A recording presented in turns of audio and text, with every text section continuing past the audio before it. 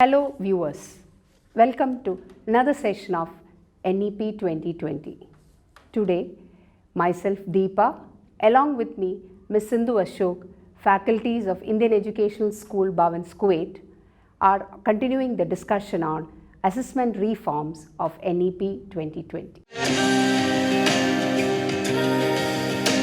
In NEP 2020, there is a paradigm shift from summative, which primarily tests rote memorization skill, to one that is more regular and formative, which is more competency based, promote learning and development of our students, and test higher order skills such as analysis, critical thinking, and conceptual clarity. While the board exams of grade 10 and 12 will be continued, the existing pattern or the system will undergo change. Reformation is at the immediate effect, I think so.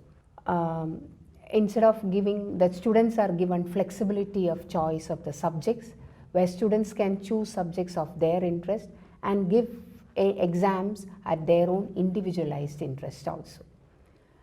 Now, this board exams are now redesigned to give a holistic development to the students. As I just mentioned now, students can choose subjects of his or her choice in any number to take the board exam and according to the interest of the students too. I would rather say that board exams will be made more easier in the sense that they will test primarily the core competencies rather than months of coaching and rote memorization. Any student here who has been going to school and making a basic effort in the class will be able to get through and do well in the corresponding subject in which the board exam without much additional effort.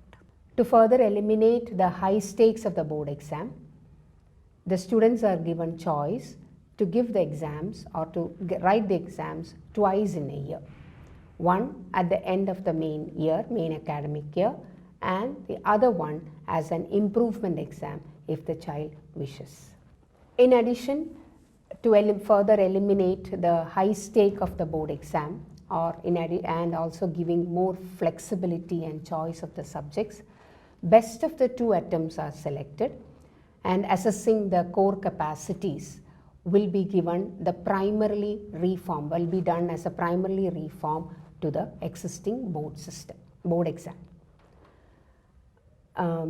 Then the student can avoid or eliminate the coaching culture by giving this type of 2 exams in a year.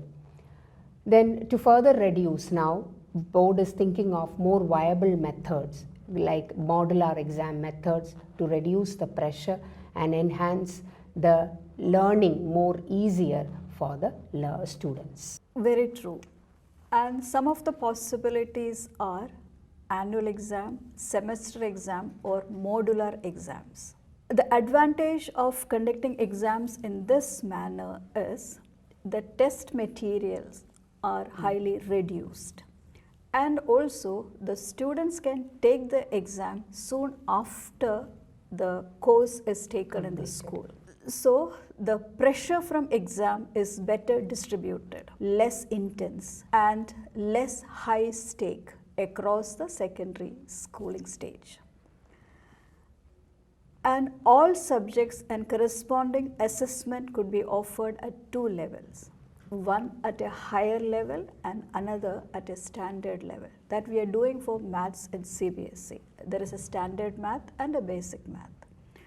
And for some of the subjects, it can be redesigned to have 2 exams. One an objective with multiple choice questions and the other one of a descriptive type. The progress report of the student is going to be a holistic 360-degree, a multi-dimensional report in which every detail of the progress of the student will be noted and the uniqueness of the student in the cognitive, affective, psychomotor domains also will be noted. Then this will include the peer assessment, self-assessment, role plays, quizzes, the project submissions, inquiry-based research, along with the teacher assessment. It will also be present in this report card. And the progress report will form a beautiful document. It will form an important link between the school and home and will be accompanied by frequent parents-teacher meeting so that parents can actively involve in the holistic development of their child. The progress card would also provide the teachers and parents with valuable information on how to support each student in and out of the classroom. AI-based software could also be developed and used by students with valuable information on their strength, their needed areas of focus, and thereby help them to make optimal career options. Ministry of Education has proposed to set up an assessment center called PARAK, Performance, Assessment, Review, Analysis of the Knowledge and the Holistic Development of the Student. And this is under the MHRD. Its main purpose is to fulfill the basic objective of this one is to set the standards, norms and objectives requirement for the assessment across all the types of board classes or school boards across India. Then this will help in guiding and monitoring the achievements of the learning outcome and to shift, rather it is to shift the assessment, existing assessment pattern to a better pattern to meet the skills requirement for 21st century in consensus with the stated objectives of these policies. And Deepa, this exam center will become an instrument for sharing of best practices among the school boards and for ensuring equivalence of academic standards among learners across all school boards. The principles for university entrance exam will be made similar. The National Testing Agency will offer a high quality common aptitude test as well as specialized common subject exams in the sciences, humanities, arts and other vocational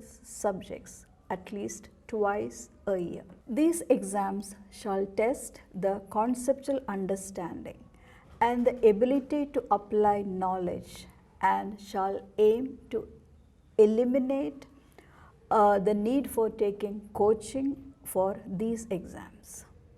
I think NTA is doing a good work. Students will be able to choose the test, the subjects for their test, and they give their examination, and the colleges could select or universities could select or will be able to give admission to these students, will be able to admit these students by going through their portfolio and their individualized interest and talents. I think the NTA is playing as a role of a premier autonomous agency in conducting all the entrance examinations for all undergraduate, graduate and fellowship programs to all the universities and colleges, thereby reducing burden, much burden of the students, universities, colleges, etc. by conducting individual tests. With the implementation of NEP 2020, the gap between the current state of learning outcomes and what is required will be bridged through undertaking major reforms that would bring highest quality, equity and integrity into the system from early childhood care and education through higher education and make education more well-rounded, fulfilling and useful to the learner. With that positive note, it is Sindhu Ashok and Deepa signing off.